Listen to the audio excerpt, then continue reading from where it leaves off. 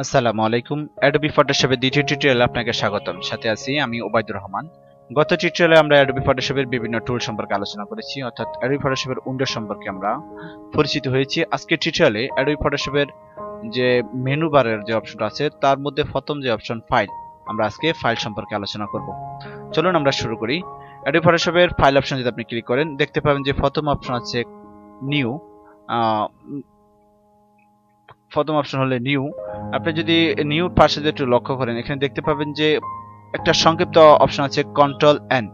Control N হলো keyboard shortcut, অর্থাৎ আপনি যদি সরাসরি নিউ অপশন আসতে চান সেক্ষেত্রে আপনি ফাইলে ক্লিক করে নিউতে আসতে পারেন। এছাড়া যদি আপনি কিবোর্ড থেকে কন্ট্রোল প্লাস এন ক্লিক করেন তাহলে আপনি এই নিউ অপশন আসতে পারবেন। তো আমি যদি প্রথমে নিউতে ক্লিক করি তাহলে আপনার সামনে এরকম একটা উইন্ডো আসবে। উইন্ডোজ সম্পর্কে যদি আমরা একটু পরিচিত হই, উইন্ডোজ সম্পর্কে প্রথম অপশন হলো আনটাইটেলড ওয়ান। এটা হলো আপনার যে আপনি পেজটা ক্রিয়েট করবেন সেটার নাম এখানে আপনি চাইলে দিতে পারেন। যদি আমি আপনাদেরকে দেখাই যে এখানে আপনি চাইলে যে কোনো একটা নাম দিতে পারেন। ধরেন আমি দিলাম অ্যাডোবি দিলাম। এখানে যদি আপনি প্রেজেন্ট লক্ষ্য করেন, এখানে প্রেজেন্ট নামের একটা অপশন আছে। এই প্রেজেন্টে যদি আপনি ক্লিক করেন এখানে আপনি পেপার সিলেক্ট করতে পারেন। এখানে ইন্টারন্যাশনাল পেপার হলো A4 সাইজ, অর্থাৎ আমরা যারা সাধারণত বেশিরভাগই A4 সাইজ পেপারে কাজ করে থাকি, আপনি এখান থেকে ইন্টারন্যাশনাল পেপার সিলেক্ট করতে পারেন। সেক্ষেত্রে আপনার অটো A4 সাইজ সিলেক্ট হয়ে যাবে। এছাড়া আপনি A4 এর জায়গায় অন্য যে কোনো একটা পেপার সিলেক্ট করতে পারেন, যেমন এখানে আছে A6, A5, A3, B5, B4, আপনি যে কোনো একটা সিলেক্ট করতে পারেন। যদি আপনি আপনার নিজের ইচ্ছা অনুযায়ী পেজ সেটআপ দিতে চান সেক্ষেত্রে ইন্টারন্যাশনাল পেপারের জায়গায় আপনি কাস্টম দিতে পারেন। কাস্টম দিয়ে আপনি আপনার ইচ্ছা অনুযায়ী নিজে কতটুকু হাইট কতটুকু ওয়েট দিতে চান সেক্ষেত্রে দিতে পারেন। এখানে যদি আপনি চান যে আমি পিক্সেলে দিব দিতে পারেন, ইঞ্চিতে সেলে দিতে পারেন, সেন্টিমিটার সেলে দিতে পারেন, আপনার ইচ্ছা অনুযায়ী আপনি দিতে পারেন। কিন্তু যদি আপনি A4 সাইজ পেপারে কাজ করতে চান সেক্ষেত্রে কাস্টম না দিয়ে আপনি ইন্টারন্যাশনাল পেপার সিলেক্ট করতে পারেন। ওকে, এখন আপনি যদি চান যে আমার পেজের ব্যাকগ্রাউন্ড যে আমি পেজটা ক্রিয়েট করব সেটার ব্যাকগ্রাউন্ড সাদা হবে সেক্ষেত্রে হোয়াইট, আর যদি বলেন যে আমি ব্যাকগ্রাউন্ড কালার করব সেক্ষেত্রে আপনি ব্যাকগ্রাউন্ড কালার দিতে পারেন। সেক্ষেত্রে আপনার পেজটা পিছনে কালার সাদা না হয়ে কালারিং হবে। ট্রান্সপারেন্ট দিতে পারেন। এটা হলো মূলত মোটামুটি পেজ সেটআপের অপশন। আপনার এইভাবে পুরো পেজ সেটআপ হওয়ার পরে আপনি ওকে ক্লিক করার মাধ্যমে একটা নতুন পেজ ক্রিয়েট করতে পারবেন। এখন আমি যে পেজটা ক্রিয়েট করেছি এটা হলো A4 সাইজ পেজ, ব্যাকগ্রাউন্ড সাদা। আপনি চাইলে ব্যাকগ্রাউন্ড কালার দিতে পারেন। পরবর্তী ফাইলের অপশনের পরবর্তী অপশন হলো ওপেন। এই ওপেনের কিবোর্ড শর্টকাট হলো কন্ট্রোল ও। আপনি যদি কিবোর্ড থেকে কন্ট্রোল ও ক্লিক করেন সেক্ষেত্রে আপনার ফাইলের ভিতরে গিয়ে ওপেনে যাওয়া লাগবে না, আপনি সহজে কন্ট্রোল ওর মাধ্যমে এটা ওপেন করতে পারেন। আর যদি আপনি চান যে আমি ফাইল থেকে ওপেনে ক্লিক করব সেক্ষেত্রে আপনি করতে পারেন। ওপেন হলো কি যে আপনি কোনো কিছু যদি আপনার Adobe Photoshop ওপেন করাতে চান সেক্ষেত্রে ওপেনে ক্লিক করবেন। ক্লিক করার পরে আপনি কোথায় থেকে আপনার Adobe Photoshop কি ওপেন করাতে চান সেক্ষেত্রে যদি আপনি ডেস্কটপ থেকে কোনো কিছু আপনার কম্পিউটার ওপেন করাতে চান সেটা আপনি ডেস্কটপ সিলেক্ট করবেন। এখন আমি ডেস্কটপ থেকে আমার এই যে গোলাপটা আছে এটা আমি আমার ফটোশপে ওপেন করব। সেক্ষেত্রে আমি সিলেক্ট করলাম। সিলেক্ট করার পরে আপনি এন্টার ক্লিক করলে হবে, বা ওপেন বাটনে যদি ক্লিক করেন সেক্ষেত্রে আপনার এই লেখাটা Adobe Photoshop এ ওপেন হবে পুরো আলাদাভাবে, অর্থাৎ আপনি যে পেজটা ক্রিয়েট করেছেন ওই জায়গায় হবে না, আলাদা নতুন ভাবে একটা উইন্ডো ক্রিয়েট হবে, ওটা আলাদাভাবে আসবে। এখন আপনি এখান থেকে সাইলে ড্রাগ করে আপনি যদি এটাকে ড্রাগ করে আপনার নতুন পেজে আপনি সেটআপ দিতে পারেন। আপনি এখানে মুভ বাটনে যদি ক্লিক করেন, মানে বাটন প্রেস করে আপনি এখানে ড্রাগ করে আপনার নতুন পেজে এটা রাখতে পারেন, বা ডাইরেক্টলি আপনি ওখানে ওপেন করতে পারবেন না, আলাদাভাবে ওপেন হবে। এখান থেকে আপনি ড্রাগ করে পরে আপনার ক্রিয়েট করা A4 পেজে আপনি নিয়ে আসতে পারেন। পরবর্তী অপশন হচ্ছে ফাইলের পর হচ্ছে ব্রাউজ ইন ব্রিজ। আপনি এটা ব্রাউজ ইন ব্রিজ এই অপশনটা হলো মূলত যদি আপনি ব্রাউজ ইন ব্রিজে যে অপশনটা আছে সেটা যদি আপনি এখানে ক্লিক করে এখানে ব্রাউজ ইন ব্রিজ, এটা হলো আপনার একটা সফটওয়্যার ওপেন করতে হয়। আপনি যদি কোনো ধরনের ব্রাউজার থেকে কোনো কিছু ওপেন করতে চান সেক্ষেত্রে এখানে ব্রাউজ ইন ব্রিজের মাধ্যমে করতে পারবেন। ব্রাউজ ইন মিনি ব্রিজ ওইটাও হয়, কিন্তু বেশিরভাগই এটা ব্যবহার করা হয় না। পরবর্তী অপশন হচ্ছে ওপেনএস। আপনি ওপেনএস এর মাধ্যমেও চাইলে এটা ওপেন করতে পারেন। ওপেনএস এ যদি ক্লিক করেন এখান থেকেও আপনি কন্ট্রোল ও ওপেনের মতো যে আমরা ওপেন যেভাবে করি কন্ট্রোল ও দিয়ে, সেক্ষেত্রে আপনি এটা ওপেনএসও ঠিক এভাবে করতে পারেন। ডেস্কটপ থেকে সিলেক্ট করে আপনি যে কোনো একটা কিছু এখানে ওপেন করতে পারেন। ওকে, পরবর্তী অপশন হচ্ছে ওপেন অ্যাজ স্মার্ট অবজেক্ট। এটা ব্যবহার করা হয় না।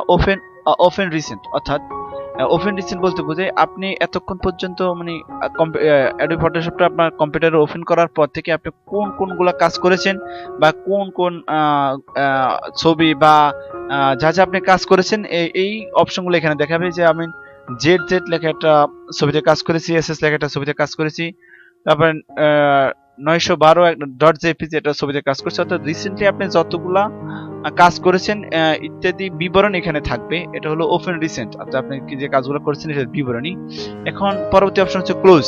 ক্লোজ হলে কি ধরেন আমি যতগুলা উইন্ডো ওপেন করেছি, অর্থাৎ আমি এখানে একটা নতুন পেজ ক্রিয়েট করেছি, পাশাপাশি এটা আমার গোলাপ নিয়েছি। এখন আমি চাচ্ছি যে আমার এই গোলাপ লেখাটা আমি রাখবো না, বা অ্যাডোবি আমি যে এটা পেজটা ক্রিয়েট করছি এটা আমি রাখবো না। সেক্ষেত্রে আপনি পেজটা মার্ক করে ফাইলে গিয়ে যদি আপনি ক্লোজে ক্লিক করেন তাহলে দেখুন যে আপনার নো, তাহলে আমার এই যে এখন শুধুমাত্র একটা, এখানে আপনি যদি এখন শুধুমাত্র আমার এখানে একটা আছে আপনার, আমি যে পেজ ক্রিয়েট করেছি বা উইন্ডো ওপেন করেছি শুধুমাত্র একটা উইন্ডো আছে, আর একটা উইন্ডো এখান থেকে রিমুভ হয়ে গেছে।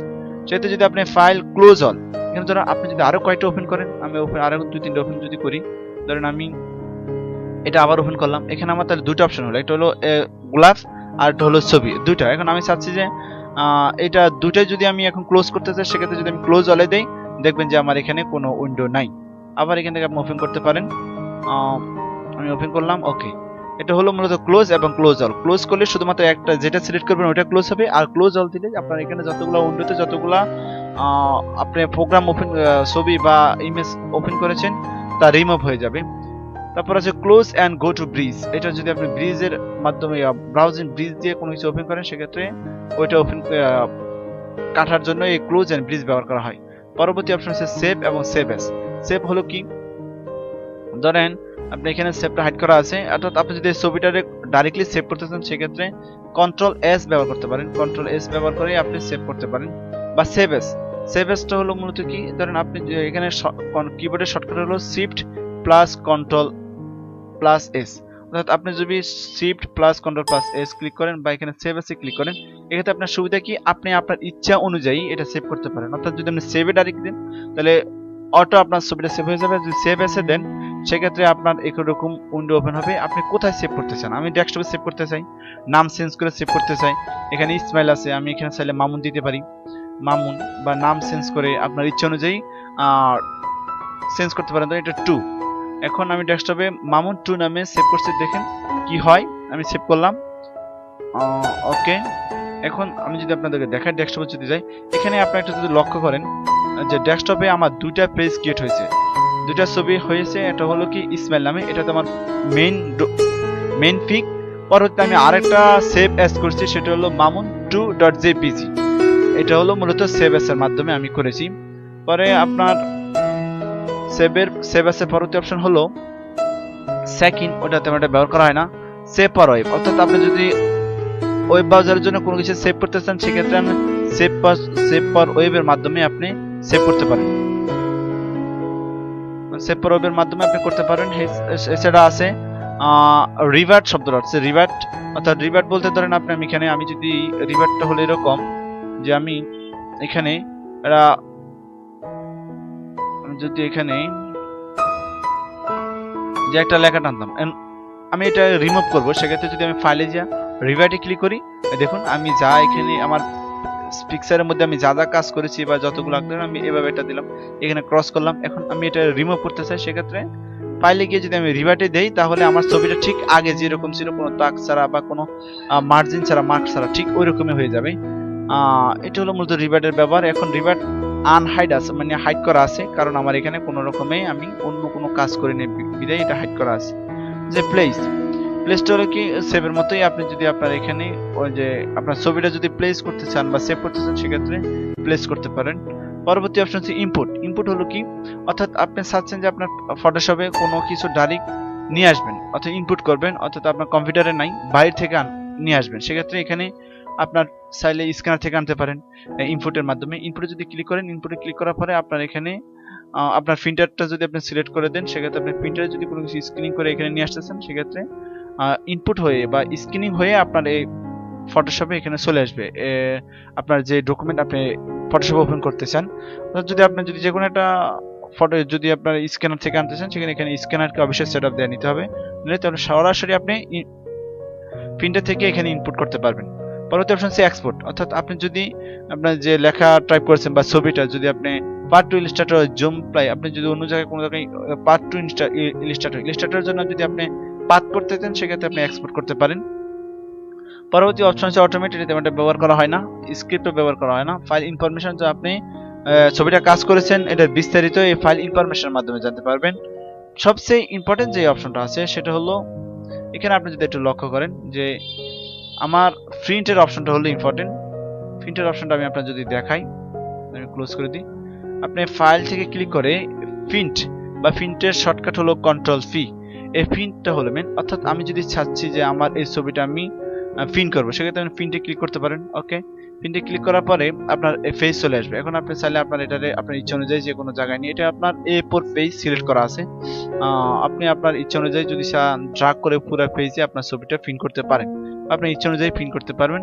ওকে, আপনার ছবিটা এখানে ড্রাগ করে রাখলেন, রাখার পরে আপনি এখানে সেটআপ করবেন। সেক্ষেত্রে প্রথম সেটআপ হলো প্রিন্টার। এখানে প্রিন্ট যদি আপনি লক্ষ্য করেন যে এখানে প্রথম সেটআপ হলো প্রিন্টার, অবশ্যই আপনার প্রিন্টার কি ওটা দেখতে হবে। আপনার প্রিন্টার অনুযায়ী আপনি এখানে প্রিন্টার নামটা সিলেক্ট করবেন। আমার এখানে L3110 আছে, আমি L3110 সিলেক্ট করলাম।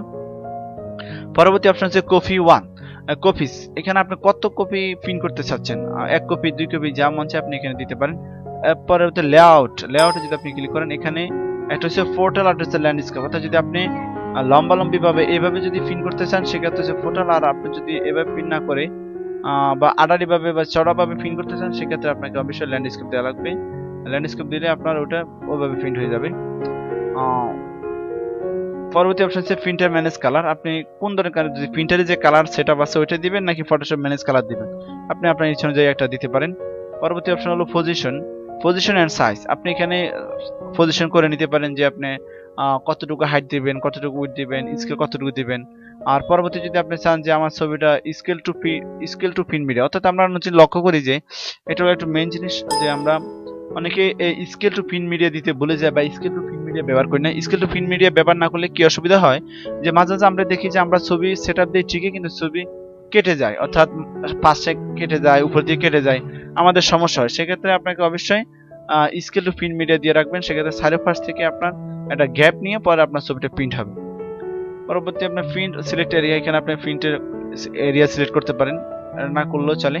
পরবর্তী যে অপশন আছে প্রিন্ট সেটিং, এখন আপনার ছবিটা সেটআপ দেওয়ার আগে প্রিন্ট করতে পারেন। আপনি এটা কোন ধরনের পেজে প্রিন্ট করতে চান, কি A4 নাকি A5 F6 B5 B6, আপনি যেটাতে প্রিন্ট করতে চান সেক্ষেত্রে আপনি এখানে পেজ সেটআপ দিতে পারেন। আমি A4 এ প্রিন্ট করবো সেই জন্য আমি A4 দিলাম। পরে পোর্ট্রেটাল মানে আমি লম্বালম্বি ভাবে দিব, এই কারণে পোর্ট্রিয়াল। আর যদি সাইডে দিতে চান ল্যান্ডস্কেপ। আর আমি যেহেতু প্রিন্টারে প্রিন্ট করবো, ছবি প্রিন্ট করবো, সেক্ষেত্রে আমি ইপসন মেট দেবো। আর কালি অবশ্যই হাই, আর কালার আমি প্রিন্ট করবো এখানে কালার। আপনি যদি চান যে আপনি ছবি না প্রিন্ট করে যদি কোনো লেখালেখি প্রিন্ট করতে চান সেক্ষেত্রে প্লেন পেপার ব্যবহার করবেন। আর কালার আপনি ইচ্ছা অনুযায়ী স্ট্যান্ডার্ড দিলেও হালকা কালার হবে, আর যদি হাই দেন সেক্ষেত্রে আপনার কালার হবে অনেক গাঢ় বা বেশি। আপনি গ্রে স্কেল যদি দেন সেক্ষেত্রে আপনার প্রিন্ট হবে কালো, আর যদি কালার দেন তাহলে তো রঙিন হবেই। পরে যেহেতু আমি এখন ছবি প্রিন্ট করবো সেক্ষেত্রে আমার ইপসন মেট, কালার হবে হাই। ওকে, মোটামুটি সব ঠিক আছে। কপি নাম্বার 1 আমি একটাই প্রিন্ট করবো, সেক্ষেত্রে এখানে কপি 1। আর প্রিন্ট টু প্রিভিউ, যদি আপনি প্রিভিউ দেখতে চান প্রিন্ট দেওয়ার আগে যে আমার প্রিন্ট আসলে কেমন হচ্ছে সেক্ষেত্রে আপনি ওকে দিতে পারেন। ওকে দেওয়ার পর আগে আপনি এখানে যদি এখানে প্রিন্টে ক্লিক করেন সেক্ষেত্রে আপনার প্রিন্ট হয়ে যাবে। এই ছিল মূলত মোটামুটি প্রিন্টের অপশন। প্রিন্টের পরবর্তী অপশন প্রিন্ট অন 1 কপি। আপনি প্রিন্ট অন 1 কপি যদি আপনি ক্লিক করেন ডাইরেক্টলি আপনার এটা প্রিন্ট হয়ে যাবে। যে আপনি যদি কোনো কিছু সেটার নাম দিয়ে যদি ডাইরেক্টলি পেপারটা যেভাবে আছে সেভাবে প্রিন্ট দিতে চান সেক্ষেত্রে আপনার পূর্ববর্তী যে প্রিন্টের সিলেক্টগুলো আছে ওই সিলেক্টের উপরেই আপনার প্রিন্ট হয়ে যাবে। সেক্ষেত্রে আমি মনে করি যে প্রিন্টে গিয়ে নিজের ইচ্ছা অনুযায়ী সিলেক্ট করে দিয়ে পরে প্রিন্ট দেওয়া ভালো। এই ছিল মোটামুটি ফাইলের অপশন। পরবর্তী টিউটোরিয়ালে আমরা এডিট ইমেজ নিয়ে আলোচনা করব। তো এই পর্যন্ত আমার সাথে থাকার জন্য আপনাদেরকে আন্তরিক ধন্যবাদ। আশা করি আমি আপনাদেরকে বোঝাতে পেরেছি কিভাবে ফাইল মেনুতে কাজ করতে হয়। তো পরবর্তী টিউটোরিয়াল পর্যন্ত সুস্থ থাকুন, ভালো থাকুন। আসসালামু আলাইকুম রহমতুল্লাহি ওয়া বারাকাতুহু।